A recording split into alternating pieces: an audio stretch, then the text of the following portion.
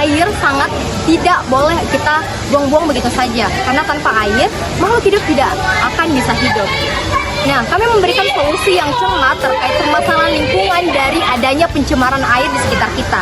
Air yang kita gunakan dari sumber mata air seperti sungai, danau, ataupun air laut sangat tidak layak dikonsumsi apabila tidak kita melakukan filtrasi dengan metode STM. Kali ini kami menggunakan metode tersebut. Nah, yaitu sains, teknologi,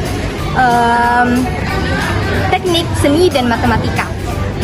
Nah, filterasi air ini kami gunakan dengan dua cara. Pertama adalah filterasi kasar, untuk filtrasi bagi bahan-bahan yang kasar. Kemudian botol kedua sebagai filtrasi yang halus. Mari kita lihat video pembuatan kami. Terima kasih. Adapun bahan dan alat yang dimana 4 buah botol plastik ukuran 1,5 liter, 2 botol sebagai tempat penyusun komponen filtrasi, 2 botol lainnya sebagai wadah penampung air hasil filtrasi, kapas jenis pemadu luka, spons cuci piring, pasir pantai, arang aktif, ijuk, kerikil, air keruh, dan cutter. Fungsi penyusun komponen filtrasi air, yang dimana kapas sebagai penyaring halus yang menangkap partikel kecil seperti lumpur, debu, dan kotoran halus lainnya. Spons, tekstur yang berpori. Spons ini efektif dalam menahan partikel-partikel yang tidak tertangkap oleh lapisan sebelumnya. Pasir pantai berperan sebagai penyaring utama untuk partikel berukuran sedang hingga halus seperti debu dan lumpur. Arang berfungsi menyerap bau, warna, dan zat kimia atau senyawa organik dalam air. Ijuk, seratnya yang cukup rapat ini membantu menyaring kontaminan yang kasar. Kerikil memungkinkan air mengalir lebih merata melalui setiap lapisan, mencegah lapisan penyaring halus tersumbat, dan meningkatkan efisien ke seluruh sistem filtrasi. Adapun cara pembuatan, yang pertama, sediakan alat dan bahan yang dibutuhkan. Sebelum menyusun komponen filtrasi, terlebih dahulu cuci komponen penyusun filtrasi di bawah air mengalir yang bersih, seperti kapas, pasir, arang, ijuk, dan kerikil. Ini penting untuk menghilangkan kotoran dan sedimen ataupun lumpur yang agar dapat mengoptimalkan kinerja filtrasi dan menjamin kualitas air yang dihasilkan aman.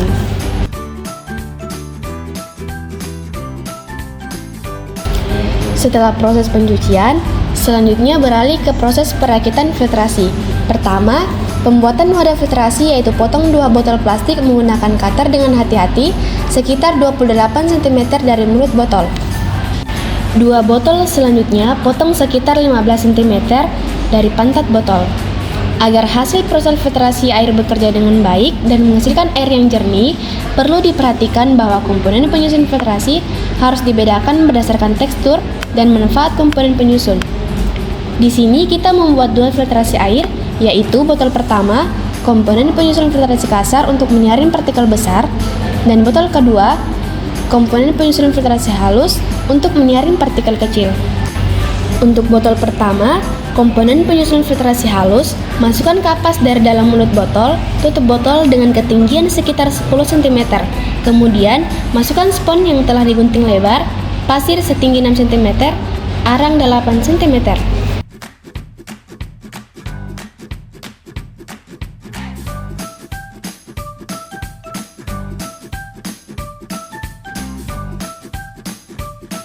Botol kedua komponen penyusun filtrasi kasar, masukkan ijuk susun sekitar 8 cm dari dalam mulut botol, arang setinggi 5 cm, ijuk setinggi 4 cm, dan kerikil setinggi 6 cm.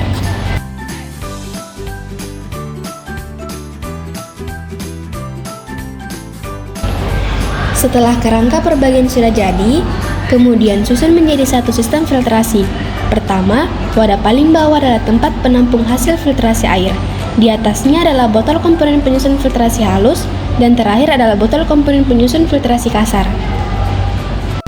Masuk ke tahap uji coba, lakukan sebanyak 3 kali filtrasi. Filtrasi pertama dengan air keruh atau air kotor. Hasilnya mengeluarkan air yang jernih dengan waktu tunggu sekitar 1,3 menit. Setelah air keluar dari botol, ada sekitar 4 menit air jernih terisi di wadah penampungan. Filtrasi kedua menggunakan air dari hasil filtrasi pertama. Ini menghasilkan air yang kekuning-kuningan dengan waktu tunggu sekitar 1 menit. Hasil air yang kekuning-kuningan atau keruh ini diduga terjadi karena pasir dan arang yang belum bersih sempurna saat proses pencucian atau adanya zat-zat yang ikut terlarut dari proses filtrasi pertama yang melepaskan partikel halus untuk zat pewarna bercampur air sehingga menghasilkan air yang kekuning-kuningan atau keruh. Filtrasi ketiga menggunakan air hasil filtrasi kedua dengan waktu tunggu 40 detik, barulah air keluar kembali jernih. Hal ini karena pada tahap akhir air sudah melalui proses filtrasi bertahap. Lapisan penyaring hanya perlu menangani jumlah kecil sisa partikel atau zat terlalu lainnya. Lapisan ini bekerja lebih optimal karena tidak perlu menyaring partikel besar lagi, sehingga efektivitasnya dalam memurnikan air lebih tinggi, dan hasilnya adalah air yang kembali jernih.